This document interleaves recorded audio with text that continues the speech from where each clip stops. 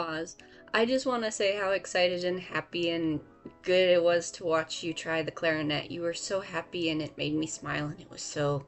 I'll come back to it, but I loved it. It was so great. So I had some thoughts, did some research, all that fun stuff. Fish don't really have muscles on their stomach. They have them around the base of their tail, but not their stomach. It's basically all on and above their spine. So I'm kind of doing this wrong.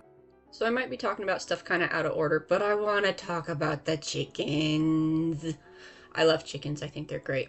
I actually did a fumble through where I made fashion from fancy chickens, and I was going to put that up 2 weeks from now, but it's now going up this week. How was the wellness farm? Like, obviously the chickens were excellent, and I'm sure the bunnies were fine, whatever.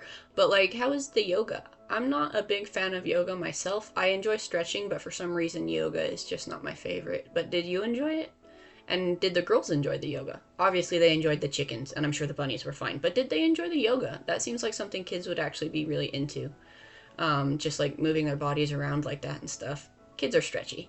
I am less sure that you are stretchy, so how did you enjoy it? I hope you enjoyed it. You mentioned how sometimes the older girls go camping. We went camping a few times, and once upon a time I stepped on an ember, screamed like a banshee, and you ran to the car and stepped in a gopher hole and sprained your ankle real bad. And I'm really sorry about that. Pause. This and this are the things we're working with as we get onto the third and final image. What I remember about that is everyone was really concerned about me, but you ended up on crutches for like a month or two, and I felt really bad, and I'm sorry. Anyway, I was wondering how you got a hold of an old school MP3 player. Where did you find those even these days? And what kind of podcasts do you listen to? Because I don't really listen to many podcasts. I'm more of a background YouTube essay person. But I imagine you listen to some interesting ones, and I'm wondering what ones they are.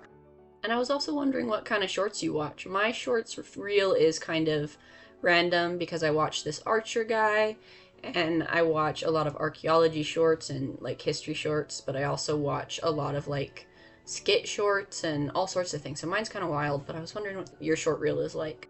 I'm also kind of fascinated that it pulls you in so much, because I can watch a lot of shorts, but it's not something that I am naturally inclined to go to. I tend to go to other stuff before I go to shorts. Once I get into shorts, I'm totally there. But it's interesting to me because I think it has to do for both of us with ADHD, but I think it's interesting that your ADHD pulls you to the shorts faster than it does the longer stuff, and mine pulls me to stuff I'm not going to have to pay close attention to the way I have to pay to shorts. Like, I have to see a specific short I want to watch on the homepage before I'll go there.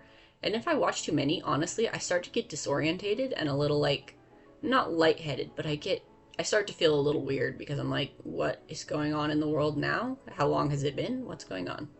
We mentioned demons a little bit. I really don't have that many, and I have less and less the older I get, which might seem counterintuitive. The older I get, the more mistakes I've made, the more screw-ups I've done, the more people I've lost. But the more I've learned how to cope with it. So these days there really aren't too many.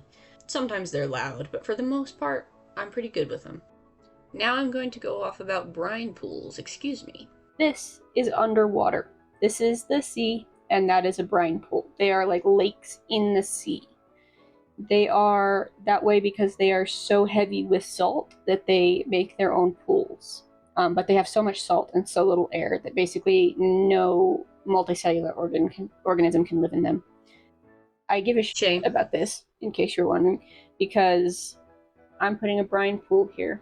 I don't think they're warmer than the rest of the water. They might even be colder, but I'm pretending that it's like a hot spring or a place to visit. Maybe not like dip into, but a place to visit.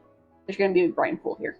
All that to say, I got my background mock-up, and there's going to be a brine pool in it. So you can go scuba diving, and you have to scuba because these are underwater.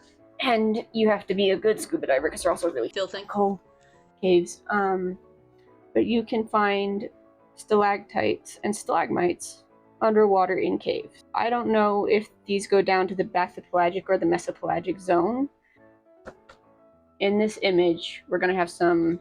These are supposed to be like stalagmites and stalactites. So these Hell's Bells are found in Mexico. One of the reasons they think they look like this is because immersed in a mixture of fresh water and a portion of toxic salt water, deprived from oxygen and rich in sulfide, which sounds a lot like a brine pool to me. So we're gonna give him some of these cool hell's bells. Hell's bells was what my grandma used to say when she was pissed off. She would just go, hell's bells, under her breath, hell's bells, hell's bells, hell's bells. She also said great Scott and little fishes sometimes. So, for reed instruments, you have to get the reed wet before you use it. It has to do with the way the reed vibrates when it's dry versus when it's wet. That's why Brian was talking about getting it wet. Anyway, when you were putting together the clarinet, it was so fun. I was putting it together with you, like I was making the hand motions, and I was like, no, that's not quite how it goes. You gotta turn it around as if you were here with me, kind of like you say you feel when you see my process. It was so cute and so fun, and I loved it. And just how happy it made you made me so happy too. I loved that too. It was so great. A piece of advice I do have for you is hold it down more instead of out. This is probably a trumpet versus clarinet thing because you learned the trumpet first. But you held it kind of far out from your chin. Hold it down closer to your chin, kind of as much as you can without it touching your chin, basically. Back to the image, I do a little fussing around with the background off camera. That little guy's gonna move, so he's not gonna be in the pillar. Some other things will change too. Anyway, love you!